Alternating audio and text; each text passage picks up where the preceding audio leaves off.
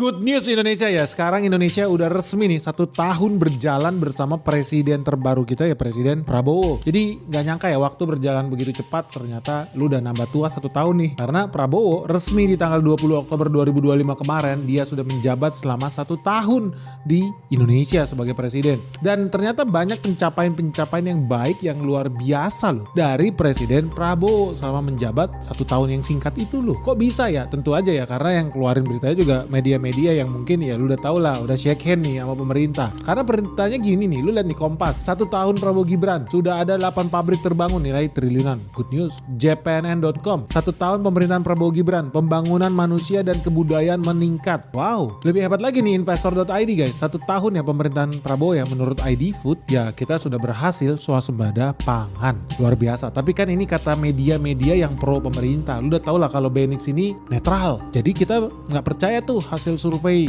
Ada survei versi BPS hari gini, ada survei versi Kompas, versi Tempe Bacem.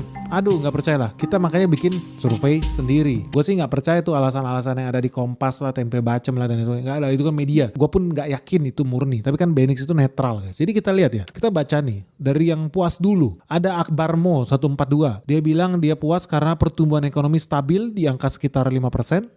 Meskipun targetnya jauh lebih tinggi tapi dia puas. Yang kedua, inflasi terkendali sekitar 2,6%. Ini kok datanya bagus juga ya, dia kok bisa tahu ya 2,6%. Ini menjaga daya beli masyarakat. Yang ketiga, paket stimulus dan program sosial berhasil menjaga ekonomi dan membantu rakyat. 4, pemerintah perbaiki tata kelola dan percepat digitalisasi pelayanan publik. Ini. Yang kelima, fokus pada pengentasan kemiskinan lewat program makan bergizi dan bantuan sosial. Ya, ini real ya. Gue lihat MBG memang banyak yang keracunan ya, betul. Tapi lebih banyak lagi yang happy karena ternyata mereka bisa dapat makanan bergizi gratis, mengurangi beban keluarga dan ya menstandarisasi ya supaya makin sedikit orang Indonesia yang kurang gizi. So this is a good thing. Terus paket stimulus ke rakyat.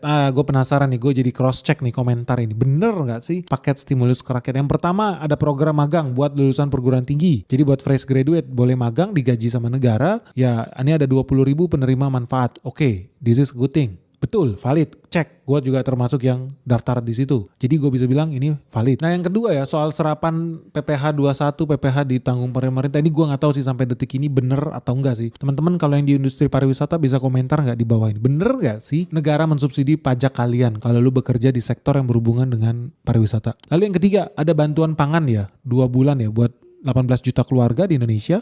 Dananya 7 triliun ya.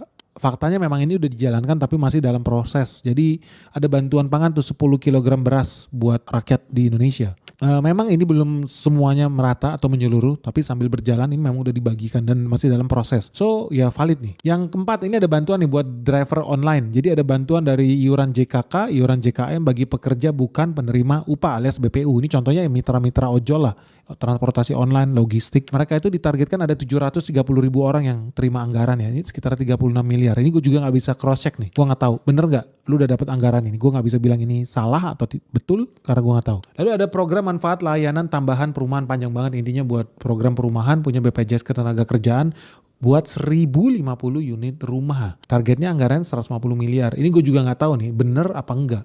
Jadi gue gak bisa bilang iya. Lalu yang keenam ada program padat karya tunai. Jadi cash for work. Jadi di Kementerian Pekerjaan Umum, Kementerian Perhubungan itu ada sekitar 600.000 orang yang bakal dapat duit cash dari negara. Jadi total budgetnya sekitar 5,3 triliun. Nah ini gue udah bisa bilang kalau ini benar. Karena gue udah lihat ada beberapa orang yang terima duit dari negara. Dapat bantuan subsidi cash dari negara. Jadi ini valid. Udah ada bantuan dari pemerintah buat beberapa pekerja di sektor di industri tertentu. Yang ketujuh katanya ada percepatan ya, deregulasi. Jadi banyak peraturan-peraturan Pemda, birokrasi di kementerian, lembaga yang dikurangin. PP nomor 28 yang katanya di 50 daerah itu udah makin cepat, makin murah, makin efisien. Faktanya apakah betul OSS makin mudah?